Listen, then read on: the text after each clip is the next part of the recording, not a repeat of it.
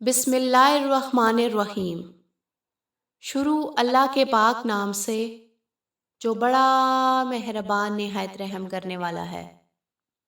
معزز سامعین، السلام علیکم۔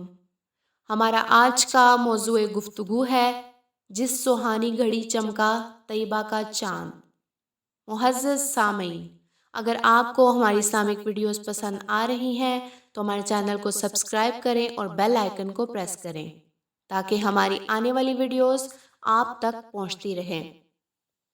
ہر طرف اندھیرے کا راج تھا، جہالت کا دور تھا، ہر طرف منافقت تھی، شراب پانی کی طرح پی جاتی تھی۔ امیر آدمی اپنی بیٹی کو پیدا ہوتے ہی درگور کر دیتے تھے اور غریب آدمی کی بیٹی کو زندہ رکھا جاتا تھا، اس لیے کہ وہ جوان ہو کر امرا کی ہوس کو پورا کرے۔ طاقتور کمزور پر حاوی تھا، غلاموں کے ساتھ وہ سلوک کیا جاتا تھا جسے دیکھ کر رونگٹے کھڑے ہو جاتے تھے۔ بے جان رسموں کا نام مذہب اور بت پرستی کا نام عبادت تھا۔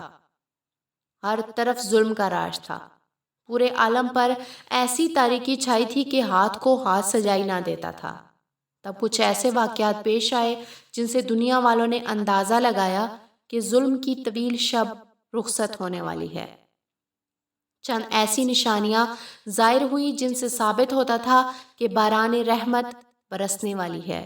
رحمت کی وہ بارش برسنے والی تھی جس کے لیے ارض و سما کی ساری مخلوق سراپا انتظار تھی۔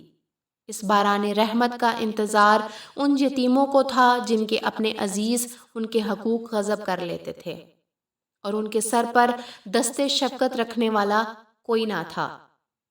اس بہار جاویداں کا انتظار ان بیواؤں کو تھا جن کے دامن پر بیوگی کے سوا کوئی داغ نہ تھا، مگر جاہلوں کی نظر میں یہ ایک ایسا داغ تھا جس کی وجہ سے وہ انہیں انسانی حقوق سے محروم کر دیتے تھے۔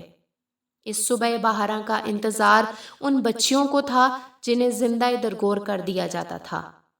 بالآخر انتظار کی گھڑیاں ختم ہوئی جب ربیع الاول کے مہینے میں حضرت آمنہ کے گھر حضرت محمد صلی اللہ علیہ وآلہ وسلم نے جنم لیا۔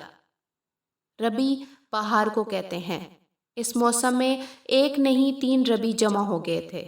مہینے کا نام بھی ربیع، موسم بھی ربیع یعنی بہار کا، اور تیسرے خود رسول اکرم صلی اللہ علیہ وآلہ وسلم خزاں میں بہار بن کر تشریف لائے۔ اللہ تعالیٰ نے آپ صلی اللہ علیہ وآلہ وسلم کو بے انتہا حسن سے نوازا تھا۔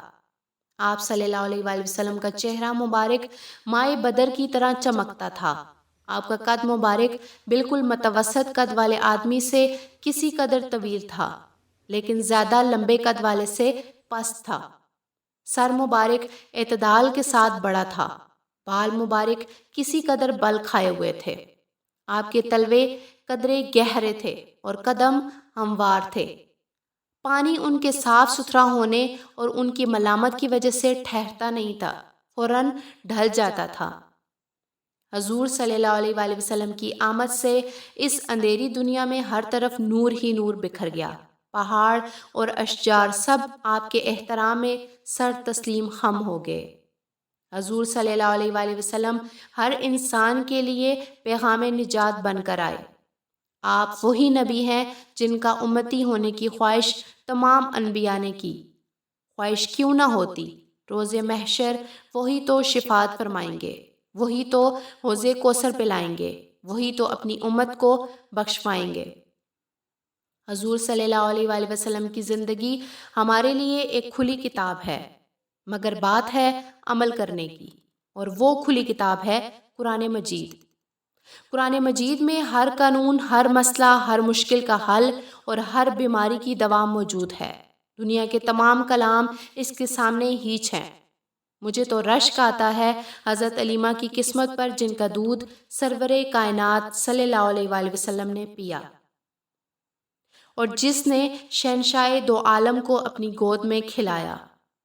عید میلاد النبی کے دن کو ہم کیوں نہ عید میلاد النبی کہیں؟ یہی تو وہ دن ہے جس دن بنی نوع انسان کو پتھر کے بتوں سے آزادی نصیب ہوئی اور سب کو معبود برحق کی طرف جانے کا راستہ مل گیا۔ معزز سامعین، ذرا سوچئے، اگر آقائے نامدار سرور کائنات فخر موجودات خاتم المرسلین تشریف نہ لاتے تو آج ہم کن اندھیروں میں بھٹک رہے ہوتے اور پتہ نہیں کس کس در کی خاک چھان رہے ہوتے۔ جس دن حضور صلی اللہ علیہ وآلہ وسلم دنیا میں تشریف لائے، اللہ رب العزت نے ہماری بخشش و نجات کی بنیاد رکھی اور ہمیں ایک ایسا راہبر کامل عطا فرمایا جس نے دودھ کا دودھ اور پانی کا پانی کر دیا۔